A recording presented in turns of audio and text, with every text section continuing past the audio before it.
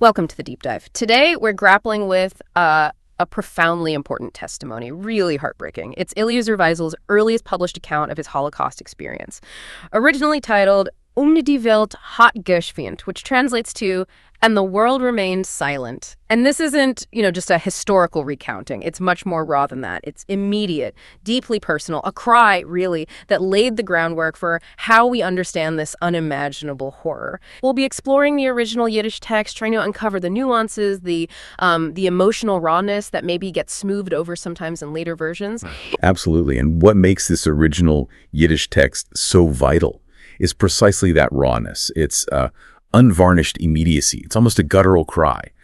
Unlike later versions, which, might have been shaped by hindsight or maybe a need to make it more accessible, this is Wiesel's direct voice. Right after the events, it captures that initial shock, the sheer disbelief, and the profound, almost theological questions he was wrestling with right then. It's really an essential document if you want to understand not just the facts, but the psychological, the spiritual devastation. And it forces us, doesn't it, to confront not just the perpetrators, but also those universal human reactions, the denial, the turning away, the silence. What Wiesel's earliest account gives us, uniquely, I think, is a mind still reeling, still searching for words for something literally unspeakable. Okay, so let's try and immerse ourselves in that world he describes. Let's go back. It's 1942. And Jewish communities, places like Sayet in Hungary, were, well, in many ways clinging to a desperate illusion, weren't they? An illusion of normalcy. They were. They held on to their faith, what they call Beitashan. It's this deep, deep trust in divine protection. Beitashan, right. And they invoked the Shekinah, the divine presence itself, believing God was actively with them, somehow shielding them, even as the world was, darkening around them. Can you paint a bit more of a picture of that mindset? Yeah. Because it seems so fragile in retrospect. Well, it's crucial to understand that Beitashan wasn't just everyday hope. It was deeply rooted, spiritual, part of their whole worldview. Yeah. It had seen their ancestors through centuries of persecution, so it served as this incredibly powerful psychological defense. The shield. Exactly, a mental shield. Even as the danger mounted, people clung to the belief they could somehow secure their safety, maybe through conventional means or even symbolic ones. Wiesel's account mentions how families were desperately trying to get citizenship papers. Yeah. Official documents. Right, the Burger paper and... Yes. Thinking these papers, this bureaucracy, could offer protection against this rising tide. It wasn't just practical. It was, as you say, poignant, almost naive, this hope that paperwork could stop an existential threat that just bypassed all legalities. And they used language, too, didn't they? Traditional sayings. Oh, absolutely. They use wordles, proverbs, sometimes even bitter wordles, words steeped in centuries of Jewish experience, often laced with dark humor or a kind of fatalism. They use these to interpret events, to try and make sense of it, saying things like, oh, it can't be as bad as all that, or God won't abandon us now. Downplaying the zero-ra, the evil decree. Precisely. Choosing to believe it couldn't be as catastrophic as it seemed. This initial phase, before the absolute horror, it really shows that human tendency, doesn't it? To resist a threat that just shatters your whole reality. You build a buffer, faith, rationalization, familiar words, trying to fit this unprecedented evil into frameworks they understood. The Yiddish text really captures that struggle, the struggle for language itself.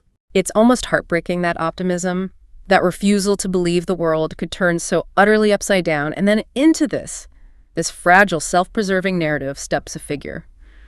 Moshe. His warnings would prove so tragically prophetic. Indeed. Moshe, the synagogue beadle, the shames.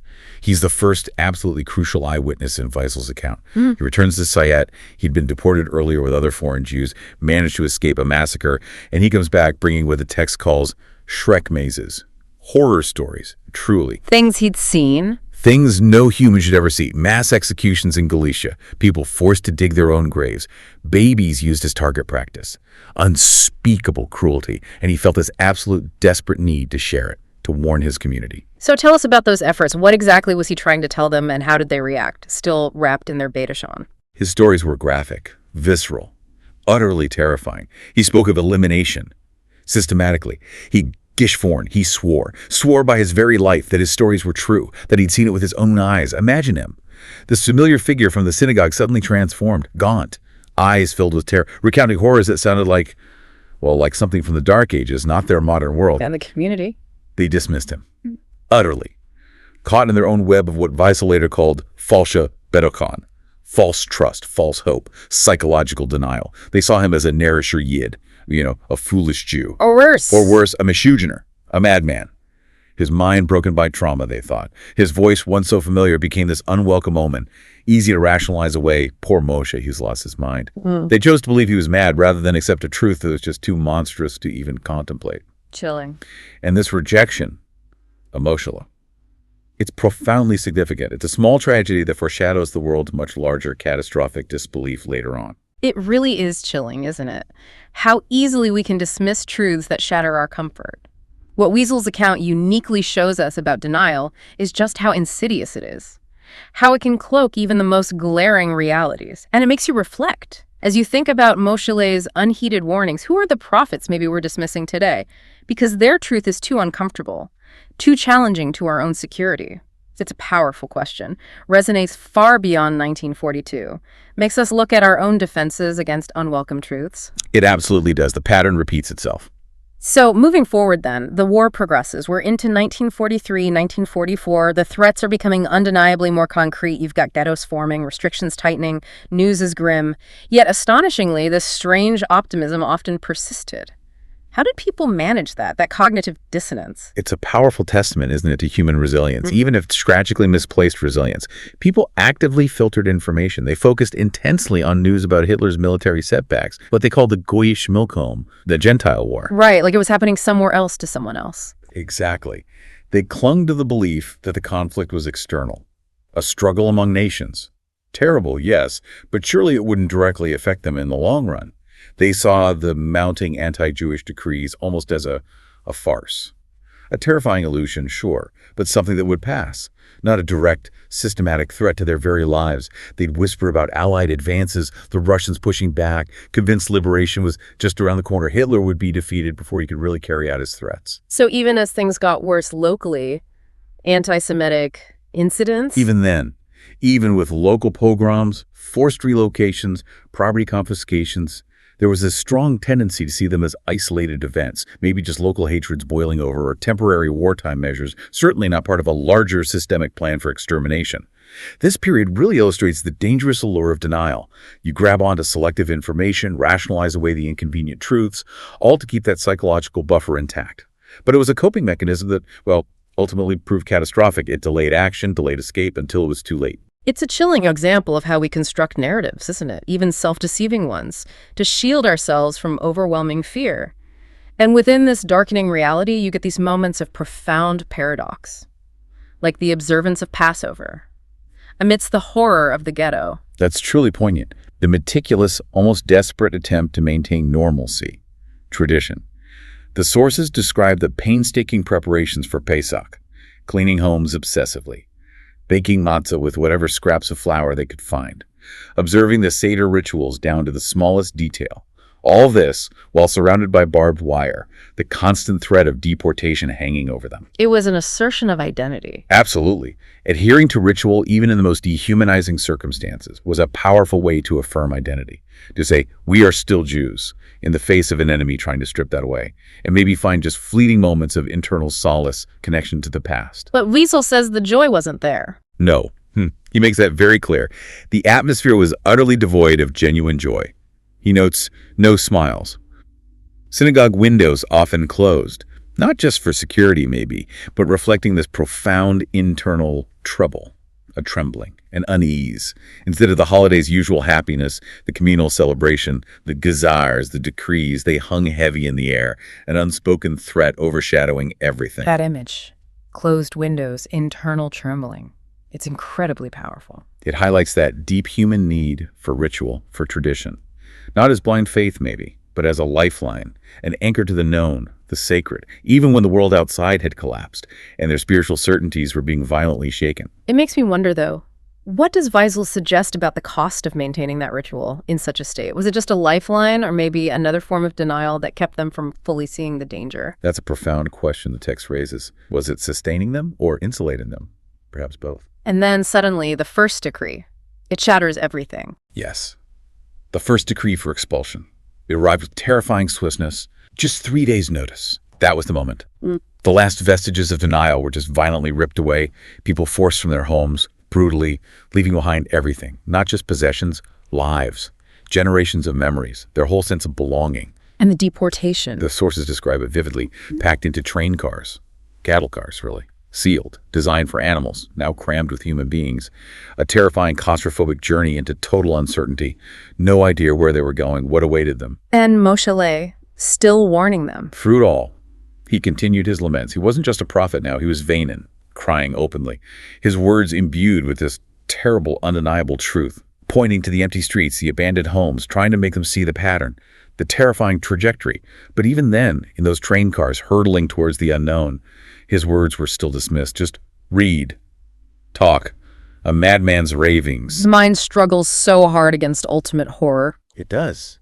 Even in those awful circumstances, people tried to hold on to some dignity, bringing their snares, their little treasures, a candlestick, a photo, a prayer book. But losing all sense of place, of time, the swiftness, the scale, it showed the systematic, industrialized nature of it all. No time for resistance, escape, even proper goodbyes. That loss of home, possessions, it marks the start of the complete stripping of identity, the descent into an abyss few could really comprehend even then. It really makes you wonder, how does the human spirit cling to hope, even false hope, when faced with that? Such overwhelming power, such deception. It's a question that echoes, doesn't it? Challenges us to think about our own vulnerabilities. What makes us so susceptible to denial, even when the evidence starts piling up? It's deeply ingrained, perhaps, a survival mechanism that can tragically backfire. So the journey ends. Those packed trains arrive at a name that, well, it embodies the abyss, Auschwitz. Here, the unimaginable becomes horrifyingly real, not just a place, a factory of death. What's truly harrowing is the immediacy of it, the chaos on the platform. Right on arrival. Wiesel describes it so vividly. The brutal separation. Kinder, Freuen, Sickenim, children, women, the elderly, the infamous selection, SS officers, just a flick of the wrist, a pointing finger right or left. Life or death, or rather slow death versus immediate death. Instantaneous decisions. Instantaneous. Families ripped apart, without a word, without a moment for goodbye. The abruptness, the finality, it was designed to strip away everything. Dignity, connection, hope. Within moments, a shattering introduction to the camp's reality, disorienting, dehumanizing from the very first breath of that polluted air. The Yiddish account conveys this rupture with just heartbreaking, stark simplicity. And beyond the visual horror, the separation, the cries, the confusion, there's that sensory detail, the one that pierces through everything. Yes. Wiesel emphasizes it again and again. The pervasive smell of burning flesh, in Yiddish, gebrannt flesh, filling the air. Day and night, it wasn't just a bad smell. It was an undeniable industrial-scale testament to mass murder. It defied comprehension. It penetrated everything, clothes, hair, lungs, an inescapable declaration of the camp's monstrous purpose. Imagine arriving there, still maybe holding on to a tiny sliver of hope, and then being hit by that smell. A smell that speaks of incinerated human beings. How do you process that? How do you even believe it? And even there, at that ultimate threshold, where the truth was literally in the air, a final horrifying vindication for him, Moshe, the tragic prophet, he continued pointing towards the chimneys, the flames, trying to make people see, yet denial, or maybe just sheer terror, meant his warning still went unheeded by many. The mind just fighting against believing it. Profoundly. Even with overwhelming, irrefutable evidence, a reality too monstrous, too far beyond anything known, you could smell it, but your mind still resisted. And this brings us back to that title, that phrase, Und die Welt hat geschwiegt, and the world remains silent. Here, at Auschwitz, it takes on its most profound, chilling meaning. Not just the silence of the victims, but the silence of the world. And it raises that crucial question. What kind of silence was it? Right. Wiesel's title isn't just about a lack of information getting out or people failing to believe the little that did filter through. It implies something deeper, a catastrophic, multifaceted failure, empathy, understanding, intervention on a global scale. A collective turning away. Exactly. By leaders, by neutral nations, by ordinary people. A chosen ignorance, perhaps, that allowed these unprecedented horrors to unfold without effective opposition. This is where indifference becomes complicity, where the unimaginable becomes terrifyingly, systemically real. It's an indictment not just of the Nazis, but of humanity's broader failure to act, to speak out, to intervene. The sources often reflect this feeling, this pervasive fear and profound sense of abandonment among the victims, as if the whole world had just forgotten them, allowed their suffering to be swallowed by this echoing void. That global silence, Wiesel argues, it became an accomplice to the atrocity. So as you reflect on this, Think about the power of those sensory details, like the smell, how they convey truth, and yet that persistent human tendency to filter out what's too uncomfortable. How does collective silence, whether from ignorance, fear, indifference, how does it empower atrocities to continue, even escalate? What truths might we be subconsciously filtering out today because they challenge our comfort? That question haunts us still. Okay, so let's move inside the camps now.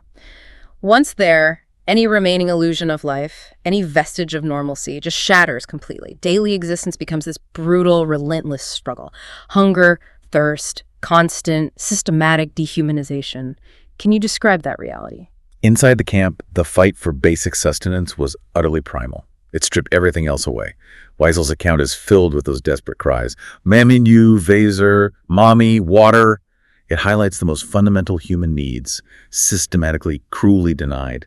Prisoners were stripped of names, identities, reduced to numbers tattooed on their arms, just existing in this state of utter vulnerability, anonymity. Starved, beaten. Starved, beaten, forced into backbreaking labor, their bodies just consumed by the conditions. Often the will to live was the only thing left. That raw instinct pushing people to endure the unendurable, to fight for every scrap of bread, every drop of water, every moment of rest. And the brutality wasn't just from the SS. No. The sources describe the brutal treatment by capos too. Head prisoners, often criminals themselves, put in charge, and frequently they became as cruel, sometimes even crueler than their tormentors. In a desperate bid to survive themselves, maybe gain favor. Creating this horrifying internal hierarchy. Exactly. And overhanging everything was the constant threat of selection for the gas chambers, Yeah. a terrifying lottery, based on physical weakness or just the whim of a guard. This whole environment created these immense spiritual, moral challenges, forcing impossible choices. Do you help a dying friend or save your own tiny ration? Do you cling to dignity or succumb to degradation just to survive another day? It pushed human nature to its absolute limits, revealing its darkest depths, but also sometimes its most resilient sparks. And as physical survival became this minute-by-minute battle, what happened to faith?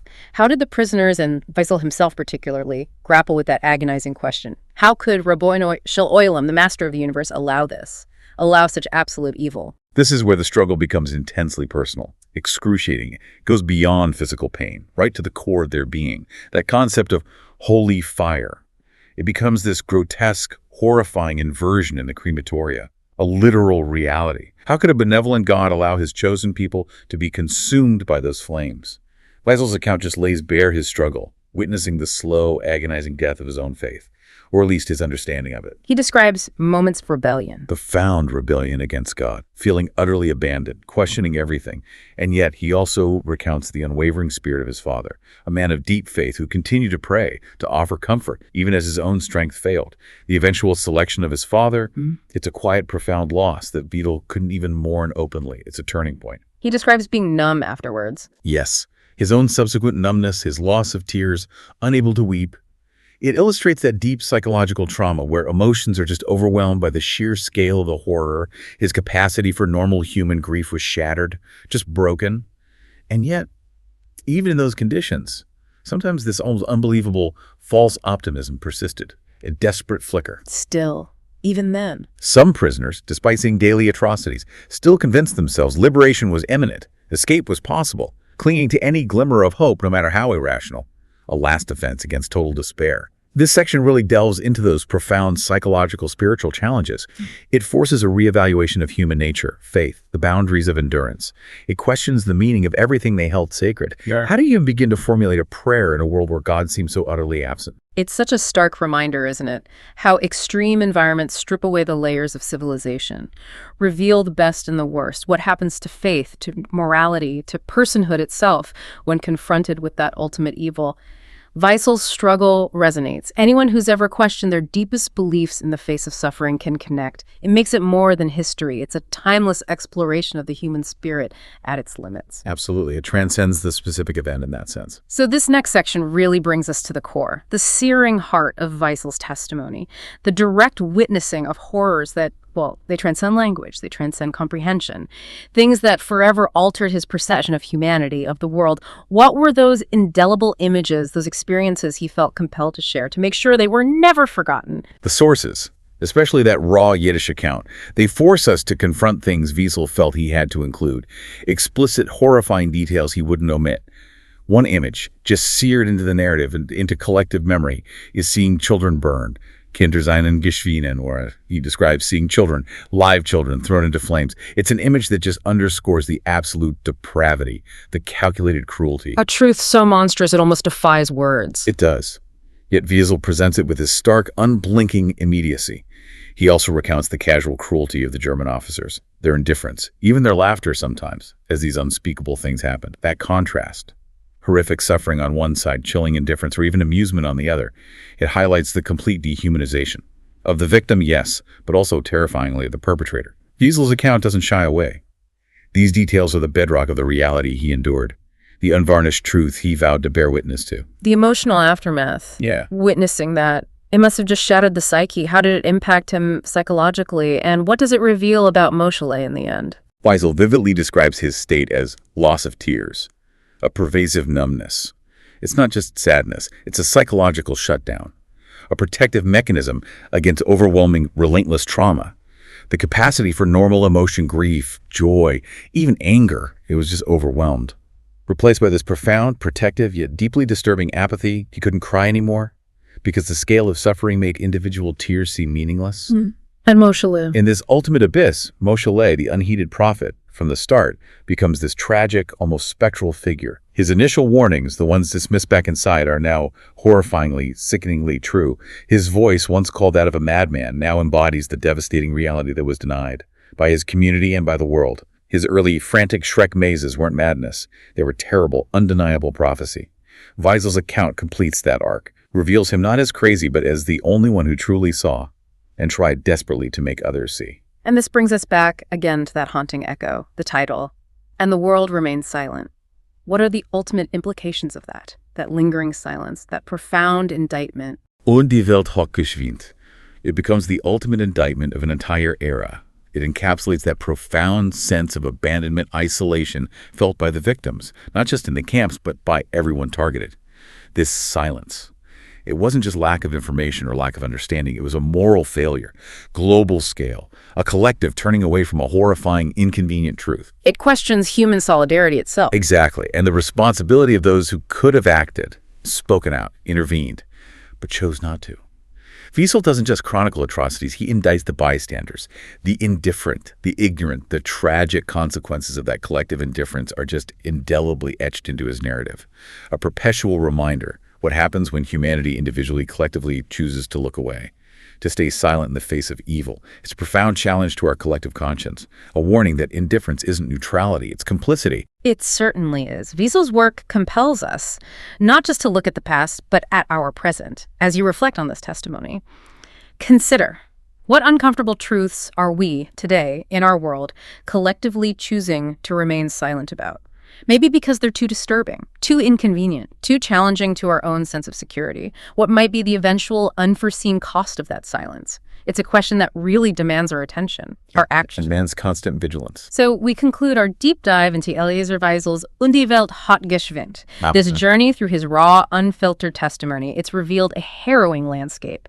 Disbelief, the tragic figure of Moscheles, the crushing weight of a silent world. This initial urgent cry from the depths. It's such a powerful reminder of history's lessons, compels us to look closely at the choices made and not made. It's a call to witness, a call to remember. Absolutely. Wiesel's earliest account is stark, invaluable. It forces us to confront the human capacity for both unimaginable cruelty and profound resilience. It's a foundational text. It pushes us beyond just the historical facts, makes us grapple with the deeper human moral implications. It's a testament to the enduring power of witness and the absolute imperative of memory.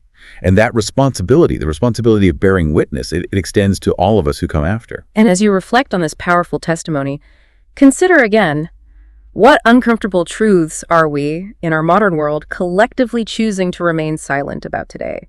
And what might be the eventual unforeseen cost of that silence? Let that question linger with you, urging you towards active listening, thoughtful engagement with the world around you.